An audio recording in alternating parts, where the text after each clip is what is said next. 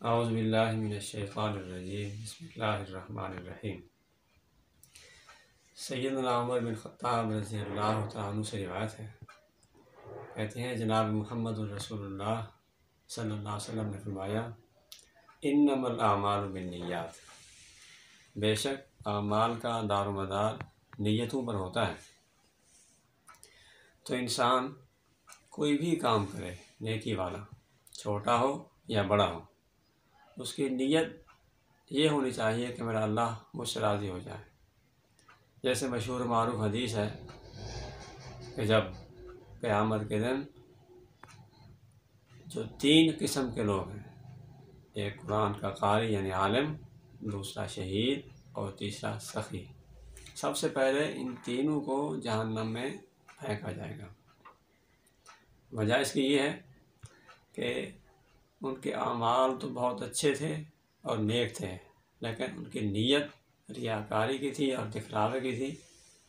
تو اللہ رب العزت ان تینوں کو کہیں گے کہ تم نے یہ کام جن کے لیے کیے تھے ان سے بدلہ لو، میرے پاس آج تمہیں دینے کو کچھ نہیں۔ تو اسی طرح نماز ہے، روزہ ہے، حج ہے، قربانی ہے، جتنی بھی عبادات ہیں، انسان کی نیت خالص ہونی چاہیے اور مقصد صرف یہ ہونا چاہیے کہ میرا اللہ مجھ سے راضی ہو جائے۔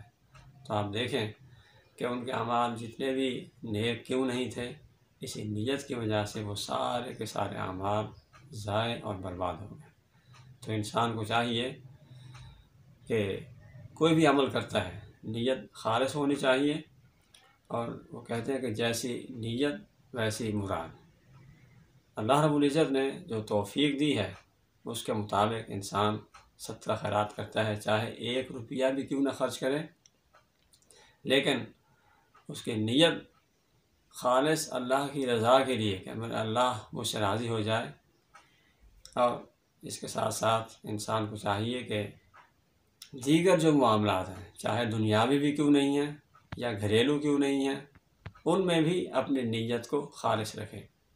آقا علیہ الصلوۃ والسلام کا فرمان اتنا چھوٹا سا فرمان ہے، چھوٹی سی حدیث، ایک بچے کو یاد ہے، لیکن اس کے جو معانی اور مطالب ہیں اس پہ ذرا غور و فکر کرنے کی ہمیں ضرورت ہے۔ اللہ رب العزت ہمیں عمل کرنے کی توفیق عطا فرمائے۔ وآخر دعوانا الحمدللہ۔